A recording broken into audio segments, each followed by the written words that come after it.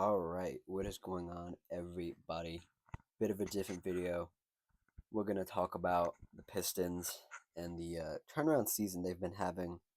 They are 21-19 on the season under Coach JB Bickerstaff and rising star or ascending star or star that's already here, however you want to say it. Cade Cunningham having an all-star caliber year. If you like what I have to say, like the video. If you have your own comments and opinions, comment them down below. And if you just like the vibes, consider subscribing. We're gonna keep it a little light, keep it a little fun. Just talk about the Pistons. The record doesn't really show um, the strides they've made this season. Like I said, 21-19. This is a pre-recorded video.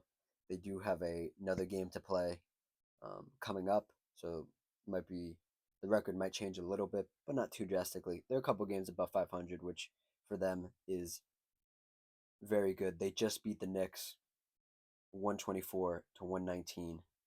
Very good win for them. I need to go watch that game. Let's see some of the standout players for them: Jalen Duren, Cade Cunningham, Jaden Ivey, um, the young guys Marcus Sasser, Asor Thompson, and they just got a bunch of young guys. Shout out their I guess what would you call executive or GM or whatever, Trajan Langdon, making some solid picks, picking up some good role players. I'm not the biggest Tobias Harris or Tim Hardaway Jr. fan, but a team like this definitely needs vets. It brings you to a different level, and will always help when you bring in a vet to help um, ease some of the scoring, ease some of the responsibility that Cade needs to have. Um, Cade, Cade on the season. This is his fourth year in the league. Um, he hasn't managed to put a full 82 game season together quite yet. He's on pace at 36 games already played this year. Um, he's having a career year. 24 points, uh, 9 assists, uh, 6 rebounds, almost 80% from free throw, 50% from 2 point range. 2 point range. How would you say that? But from anywhere that's inside the 3 point line, he's 50% there, and his 3 point is 38. He's almost putting together a 50, 40, 90 season. Way off on the free throw percentage, but that can definitely get up there. It's not a far stretch to just get more attempts and make more. Um, Definitely could see a 50, 40, 90 season in his future. Um, his career is 84, so he only needs to go up. Was that a couple percentiles, and he's averaging the most minutes of his career, and he's put together almost a 200 game sample size. So he's cooking. He's cooking this year. I really like what they've done. Just overall in the Eastern Conference, the Eastern Conference is so difficult this year, in my opinion, because like there are teams that are injured that can still get a win, no matter no matter the opponent on the other side. Obviously, you have the Cavs who have just been dominating the East and will probably end up with the number one seed. And then you have teams like the Pistons, the Hawks, the Hornets, who are gonna fight for playing positioning. And if they really put together a season and some of these other teams regress, they could fall into not having to play in the play-in.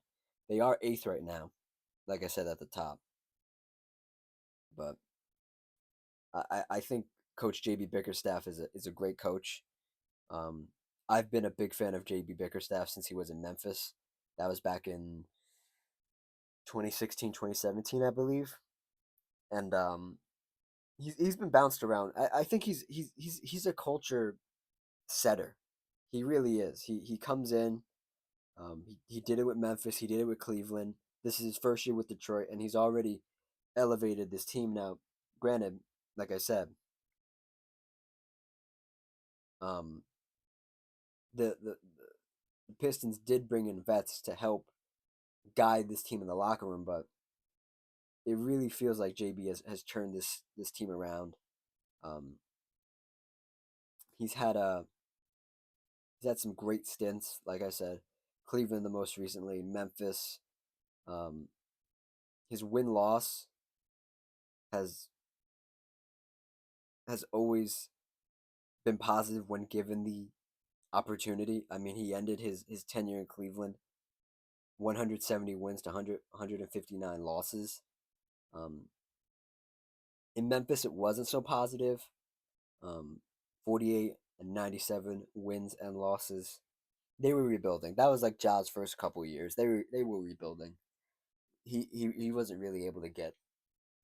He wasn't able to get what he's been able to get out of Cade in Ja.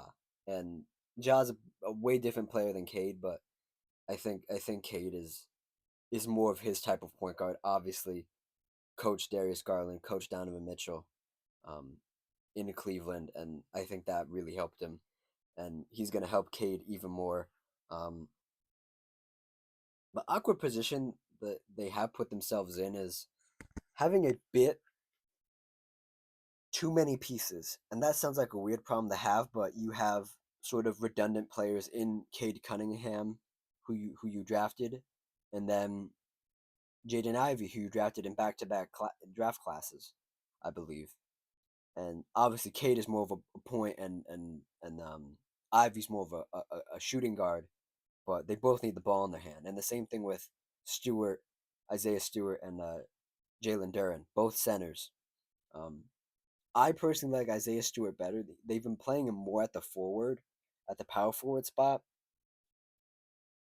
But as time has gone on, Duren's growing on me. I think Duren is the piece they keep. Isaiah Stewart has been in trade rumors for like two off seasons now, 2 seasons now.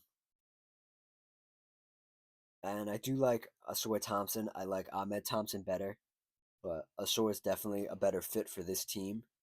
Um, but I think you ride out this season. Obviously, you have Tobias Harris and Tim Hardaway Jr.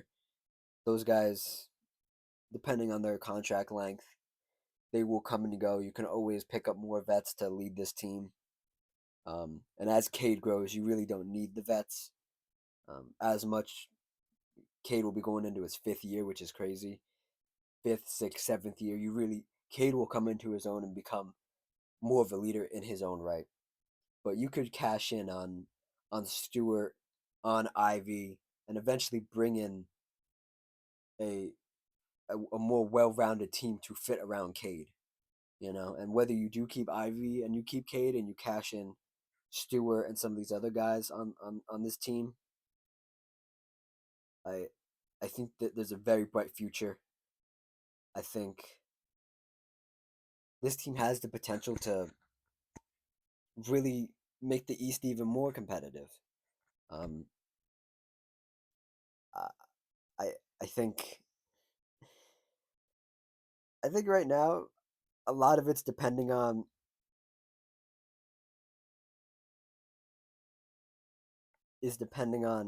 how deep they want to go in. I think right now the East is just way too stacked. But give it 2 3 years because Cade just signed a 5 year extension, a rookie extension, so he's locked up. You don't have to worry about that. You give it 2 3 years, you let teams fall down the ladder a little bit. You let teams make trades themselves, succeed, fail, and you put yourself right in that mix with Cade as your star player. I think they're okay. I was very worried about them for a long time because Cade got drafted. I believe Cade got drafted in 2020. Let me see. Uh, uh yeah, somewhere around there. Yeah. So it was a bit of a different era, and like you really didn't get to see Cade in college. Um, limited game sample size. I believe I might be talking on my ass, but I think a limited game sample size of what he could really be. But he's proven to be a real guy, and there has been talk of, oh, this was like off season ago, 2 off seasons ago, where they were like, oh, just get rid of him. The Pistons aren't going to do anything with him, and the Pistons have turned it around. I mean, they. I don't like to bag on coaches too much, but that the year before this, 23-24, when Monty Williams was their coach and they paid him $100 million as a coach, and he was just bad for them and made Cade a worse player. I think having a bit more of a sample size post that, and more with JB Bickerstaff and more with Cade growing into his own, I think we'll get to see it more and more that he's legit. And one of the last things is he an all-star this season? We had this conversation last season as well. I didn't think he was last season. I think he has more of a case this season than he did last season. Um, will he make it? Maybe. I I personally would not vote for him. That's just a personal preference. But could he make it? Yes. Does he deserve to make it? Yes.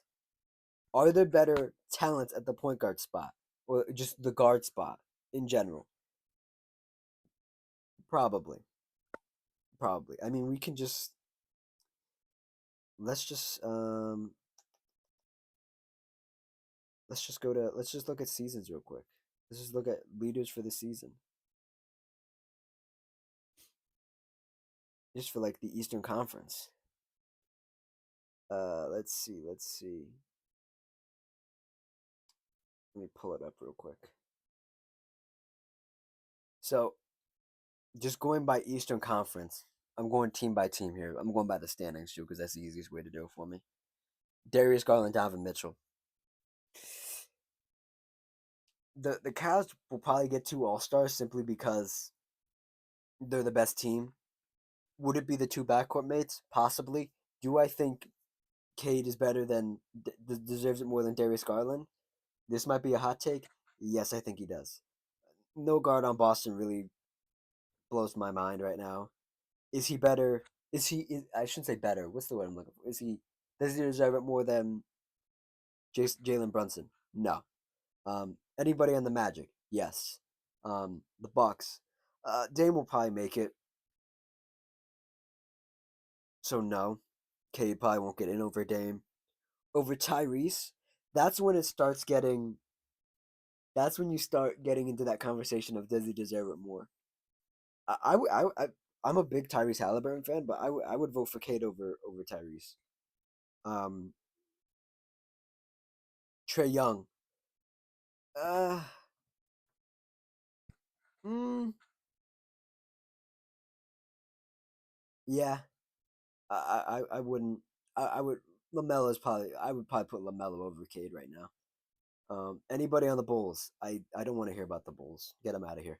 Um, Tyrese Maxey on the Sixers hasn't put enough together of a season, so no. And then you have the Nets. No, the Raptors. No. We already talked about the Hornets, and the Wizards have nobody. So Cade's in that conversation of between like even Tyler Hero might get some buzz. So he's like in that Tyrese Halliburton, Tyler Hero, Tyrese Maxey, Lamelo area. Cade is so he could get in. I wouldn't be surprised. I know the second return's right. I don't have him pulled up, and I kind of don't want to pull him up right now, but I could see him making it. I think next year, if anything, if he puts together a similar season like he is right now, next year he'll get my vote. I need to see you do it back-to-back seasons, but if he puts it together again, he'll get my vote over a lot of these guys in the East. So that's pretty much it. I just want to talk about the Pistons. I don't think they're being talked about enough because the improvement isn't drastic, but for the Pistons, they're playing good basketball. They have a bunch of talent. Um, and I could definitely see them slowly moving on up throughout this year, obviously next year and the year after that, and then once you get into like territory where teams start getting a little bit older, teams start not blowing it up but retooling, and they do have to take a year off, or somebody gets hurt and they fall down the standings, you have a chance to slip in there. And then once you submit your bid to be a playoff contender in the East, and you can keep building on the success, I think the sky's the limit for this team. Um, just lastly, just to give you an idea of what they've put together, they had a winning streak. Beginning of this year of January, they won against Orlando, they won against Charlotte, they won against Minnesota, they won against Portland, they won against Brooklyn, they lost to Golden State, they won against Toronto, and they won against the Knicks. Like I said at the top, those that's a pretty good sample size. I mean, they lost to Denver in December, but December wasn't a bad month for them either. The beginning of the month was a little slow, and then they picked it up. They picked up 3 wins in a row, then the loss to Denver, and then the teams I just mentioned. Um, but lastly, here, I just want to go through the rest of their month here of January. They play Indiana on the 16th. Depending if Tyrese plays, they might be able to sneak that game in. Phoenix, I don't think so. And then they go on a long road trip, and then they're back home for the last uh, day of the month. They have to play in Houston. They have to play in Atlanta. They have to play in Orlando. They have to play in Cleveland, and they have to play in Indiana. That's a tough stretch. I mean, maybe 3, 4 wins. More leaning towards three. Maybe, maybe 3 wins. I don't know. I don't doubt them, but that's a hard get. And then at the end of the month, you have Dallas, who you might be able to beat. That might be a good way to end the month. But considering that Luca probably, the report is that he's not going to be back for at least a couple more weeks, so you might be able to sneak one out right before Luca gets back to Dallas. But yeah, I'm I'm I'm very interested in this Pistons team, and we'll see what happens with them going on further in the season, and we'll see how they end their season, and we see what else goes on. But yeah, thank you for watching. Thank you for listening. Like, comment, subscribe, all that good stuff, and I will see y'all in the next video. Cheers.